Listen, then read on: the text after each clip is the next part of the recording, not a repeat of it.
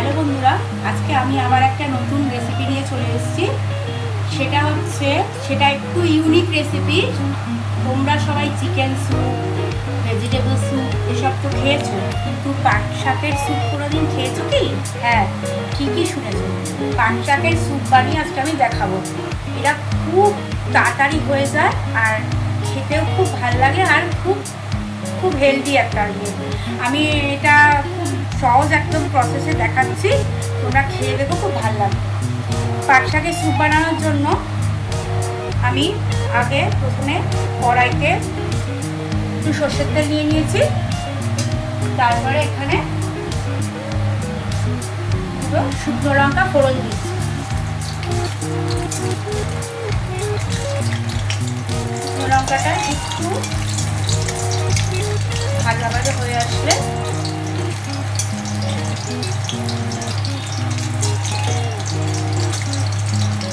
দিয়ে দেবো পেস্ট করা রসুন। রসুনের পরিমাণটা একটু বেশি দিতে হবে। হ্যাঁ,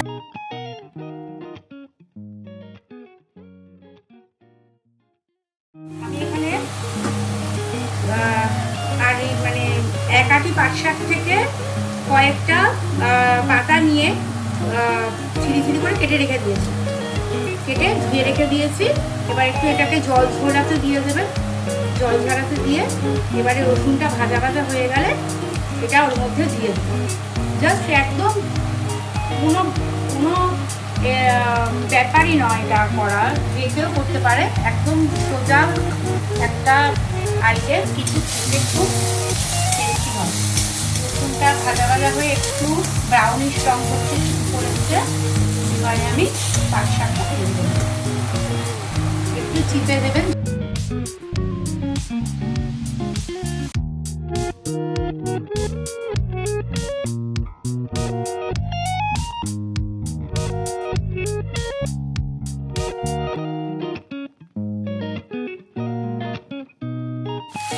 একদম লো করে নেবেন এখন। এটা পরিমাণ মতো নুন,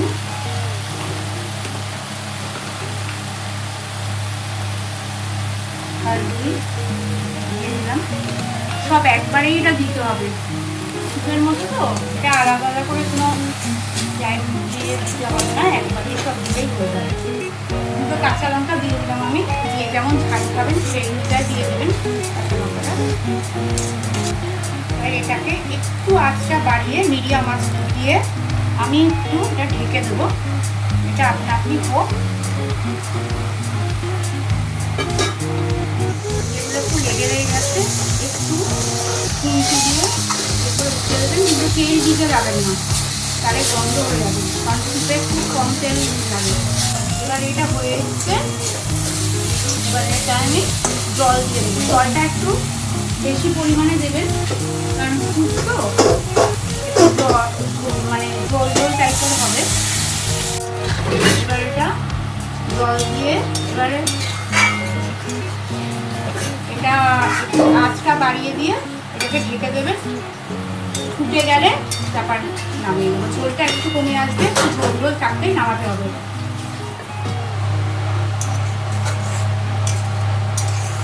ঠিক এইরকম কনসিস্টেন্সি থাকতে এটা বন্ধ করে দেবো।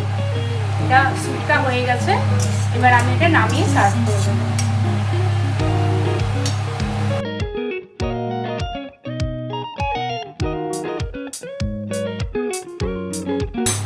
এরকম নতুন রেসিপি পেতে আমার চ্যানেলটা সাবস্ক্রাইব করে দেবেন আর বেল আইকনটা ক্লিক করে দেবেন, তাহলে নোটিফিকেশান আপনাদের কাছে চলে যাবে।